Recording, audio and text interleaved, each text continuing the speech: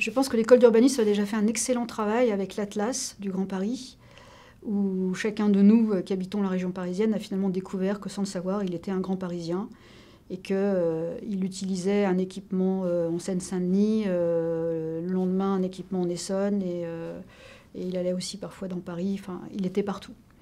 Et que finalement, quand le Grand Paris Express va ouvrir, il va seulement aller plus facilement faire ce qu'il faisait déjà maintenant, mais il est déjà dans sa tête un grand Parisien. Donc ça, c'est important.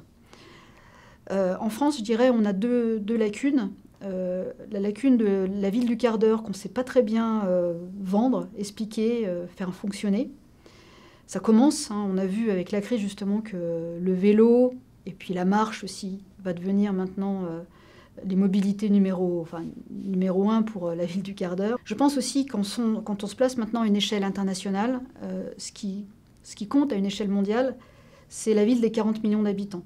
C'est-à-dire si on se compare à Shanghai ou à des villes d'Asie qui sont des mégapoles, peut-être que l'école d'urbanisme pourrait nous révéler que nous sommes déjà, sans le savoir, une ville de 40 millions d'habitants aussi, puisque nos TGV qui prolongent nos aéroports et nos RER, en 1 heure ou 2 heures, ils vont à Lyon, à Lille, à Rouen, à Strasbourg. Et finalement, tout ça, c'est une ville de 40 millions d'habitants, et on y est déjà. Donc ça, c'est un premier point, je pense, dans le prolongement de l'Atlas, c'est le micro et le macro.